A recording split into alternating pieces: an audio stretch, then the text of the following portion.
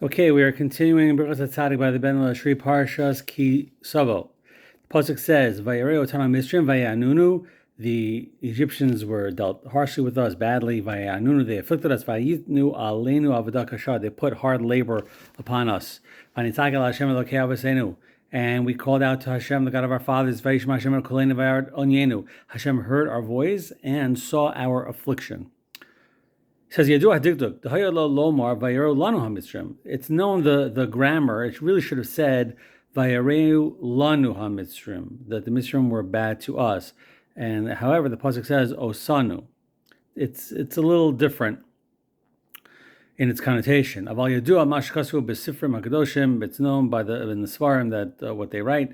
There is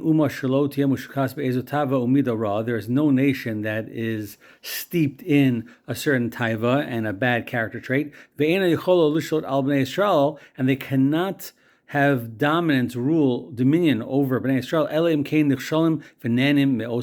Yisrael, unless the Bnei Yisrael are also stumbling with that taiva and are stumbling as well.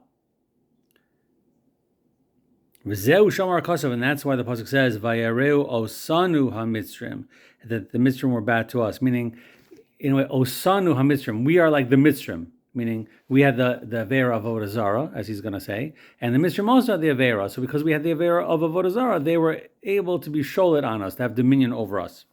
Osanu la'avod avodah zarah. They made us stumble to serve avodah zarah. Shalahem k'omram zal, as it says in the Pesikta Rabasi. Amru lo b'nei Yisrael. The b'nei Yisrael said to him, Rabbeinu Moshe, hey chanu nigalim ve'eretz Mitzrayim eleim mitu nefes avodah zarah shalanu. How can we be redeemed if Eretz Mitzrayim is filled with our avodah zarah?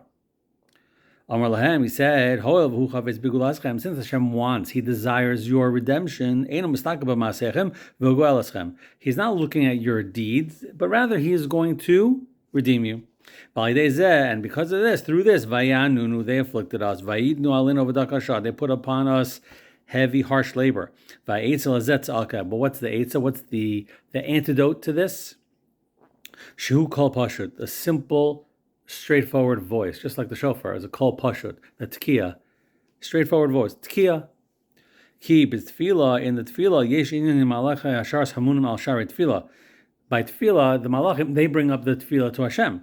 They medaktikim ez tefillah kaba, but they are medaktik. They look into a person's tefillah to see if it's right to be brought up or if there's an issue with it. Ava hatza'aka hapshuta, but the cry, the scream, the simple cry, holechas yashar el Hashem. It goes directly to Hashem. K'moshe kosov, as it says in Eicha, tza'ak libam el Hashem, that they cried out their hearts to Hashem. Va'av harachaman, and the Father of Mercy, which is what we say during the Aseret Yemei Tshuva, av harachamim. Some of the scholars have av harachamim, and you'll say, it says, michamucha av harachaman, and then it says, av harachamim, but it's based on the pasuk, av harachaman, lo hibid b'masenu, He did not look at our deeds. Ella, vayishma Hashem es koleinu, Hashem heard our voice, vayaras onyenu, and He saw our affliction. And that is all because of the kol pashut, even though that Bnei Yisrael were steeped in the same avera as the Mitzrim, namely avodah zarah. However, Hashem says, "I want your geula," and when a person cries out to Hashem with a kol pashut, a simple, straightforward cry, the malachim do not interfere. They cannot say, "Hey, look at halalu of the avodah zarah, halalu of the avodah zarah." The Bnei Yisrael are serving idols, the Mitzrim are serving idols. It doesn't matter. It's a ta'aka. They don't have anything to do with a kol pashut, a simple voice, and that is the tkiya, and that's how we break through to Shemaim with the sound.